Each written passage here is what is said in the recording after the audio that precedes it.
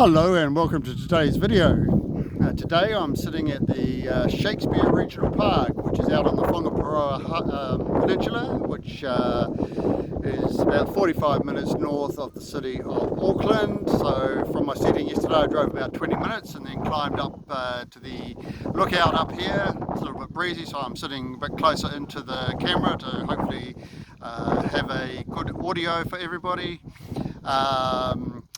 Interesting that I'm at Shakespeare Regional Park. I hadn't really thought about it until I got here, but I'd already decided what my topic for the day was, which is going to be the system, or perhaps more getting out of the system, is what I've done to the best of my ability so far. Yesterday I spoke a little bit about education and touched on sort of my views on what that had done for me and sort of the controls of the education, which is part of the system, and I might just try and be a little bit more have a wider view of the system in this chat. So Shakespeare was well known for his plays, which was commentary on mankind and the foibles perhaps of mankind and what influences one in life. And yeah, so it's kind of interesting that I've chosen this spot to talk about it. So beyond that, I've got in the background the Hauraki Gulf, which is the harbour of Auckland City, and out in the harbour there's a number of islands. There's a couple of main islands out there. One is the Great Barrier Island and the other is the Waiheke Island. On those islands has communities of people perhaps who have a bit of an alternative view of life. On Waiheke Island there's a mystery school, the Waiheke Island Mystery School. The main gentleman who runs that is a guy from Denmark, and his name is Swami Amandeep. He runs, they run a yearly festival called Shiva Shakti here in Auckland. I went to one earlier this year, and the theme of that is every year a separate chakra, and this year it was the throat chakra, which kind of ties into my mission, and which started in earnest after that, so I have no doubt that I was influenced by the 3-day festival to do with the throat chakra. So sort of getting into today's topic of the system, or getting out of the system, and I'm going to relate this to my views. I mean, everyone's going to have their views, and you know, people were all part of the system to a level. If someone's happy in their place in the system, I say that's wonderful. You know, I think people should find their happiness, find their truth, live it, and yeah, just go with it. But you know, if we're not happy with where we're at in life, perhaps there's some alternatives. Well, I know there is now. Perhaps when I was in the system not so much, or perhaps just had a thought there was. Now on reflection, my time spent in the system, as I call it, really, gosh, I mean, in a way it was a very controlled, insular way of living. And my lifestyle now, or my life now, because I got on this spiritual path, the spiritual journey, as I've talked about around about 2017 in earnest, has changed immensely. And I try to interact with the system as little as possible. So the system is things like religion, system is things like education system, government, institutions, corporations, what we'd call mainstream media, all of that. And on reflection, I have no doubt in my mind, so again I'm talking from my perspective, that those things and the way people learn from them and the way people adhere to them, they're controls on one's life. As I mentioned yesterday, we think we have some freedoms, and we do in life, but we have nowhere near as much freedom as we probably think we do. Freedom comes from when one cuts as many ties as possible from that. And again, talking only from my perspective. So what does the system do for a person, or did for me? It got me an education. I was brought up in a particular doctrine. I started to work in various corporations, which was in finance, and I've talked about that before in terms of what that was doing. So sort of a lot of profit motive there. I mean, I'm not sure the motive was the well-being of mankind as such. So, you know, profit, how that drives people, money can drive people, then the love of money can drive people, and as it said, sort of the love of money is the root of all evil. Well, I think it's one of the roots of all evil. The system has been around for a long time, and one must question where it came from, but really the point here is that the system and how we live is not the only way. One needs to find one's own truth. When one's in the system, they're living someone else's truth. It's what's been imposed upon people, and we've got the rules and regulations of society, and to a level, probably necessary. But if one is living a free life, a peaceful life, following their own truth, and they've discovered their own being, then if they're off living that independently of the system, then literally there is no harm. I know that's asking people to control themselves and become peaceful and placid perhaps, so that they cause no one else harm, but I can guarantee you from what I've found that is distinctly possible. So my background, stuck in the system, work, earning money, buying things, open to advertising, the influence of others, following trends, following others and what they know. And I'm not claiming I know anything beyond what others know. I actually don't as an individual. But what I actually did was get on the spiritual path, and as I've talked about so many times before, I opened up to the universe, and I realised that all the answers lay in the universe.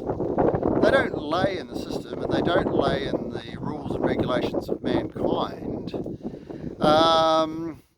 You know, I was even thinking about it just now. I mean, we as a country here in New Zealand are effectively owned by the King. This coming Monday, which is 2 days away, it's King's birthday Monday, which is a public holiday where we celebrate, in theory, the birthday of the current reigning monarch back in England. But, you know, those people who in the monarchy, the only reason they are there is because they had literally the most powerful armies and took what they wanted many centuries ago, and now people are looking up to them as perhaps some special beings, and I rather suggest that they're not necessarily anyone special in particular. They're powerful in theory and they're wealthy in theory, but whether individually they're special beings, I don't know. Having said that, I rather suspect that they've been exposed to a lot of the alternative ways of thinking and how to utilise energies, which I talk about.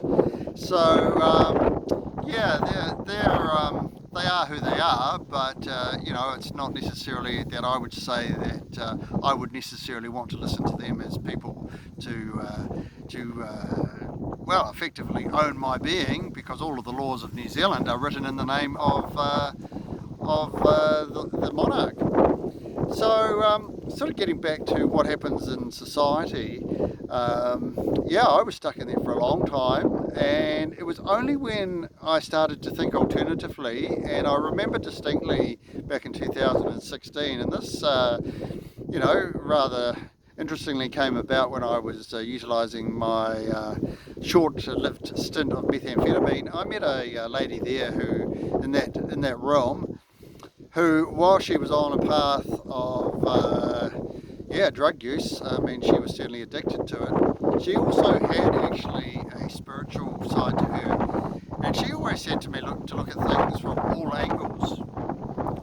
So there's not just one angle in life to look at things. It's just not the system or the rules of society, so to speak, or the mainstream to look at things. Start looking at things from all all angles. And once I spiritually, awakened and got on the path which led to the actual enlightenment, so I talk about this a lot, I actually have seen the light. I saw the source, the eternal light, and really once one sees that, the clarity of everything and all angles become exposed. So I look at what I did in the past and some of my habits, I guess. I was even thinking about vegetarianism, and I ate a lot of meat in my life, and I got some sheep behind me, as you can see. And I gave up eating meat approximately 2 years ago. For me personally, one of the best decisions ever. And I couldn't I'm not even interested in meat now. So if someone offered me some, it would be no thank you. But I mean, I'm not saying that that's not for others. I mean, certainly New Zealand's a big meat eating country.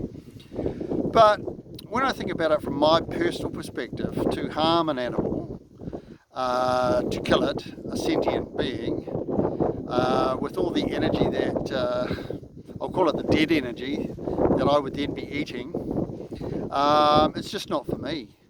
I can get my energy from other sources, and I can go so far as to say that I'm much more energetic than I ever was back in my meat eating days. And that's just one thing of what I have changed. But I only knew what I knew. You know, my parents knew what they knew. They fed us meat as children, and that was just ongoingly into my adult years right up until 2 years ago. The things that I'm talking about here about the alternative ways, about the fact that there is a spiritual path, I have no doubt when I use the word fact that all the things that I talk about are real. I underwent the gnosis being the actual experiencing of the spiritual path.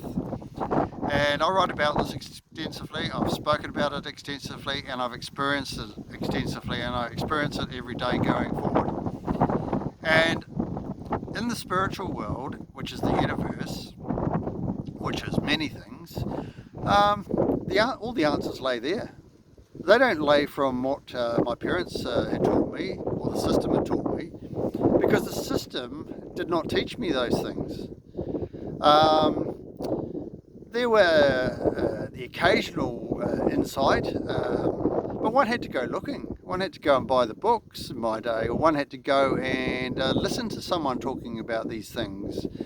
These days it's much more accessible out there, perhaps on social media, just in terms of access to the information. Even what I'm doing here is access to the information. These are not things that I'm here to make up. These are things that I'm here to share.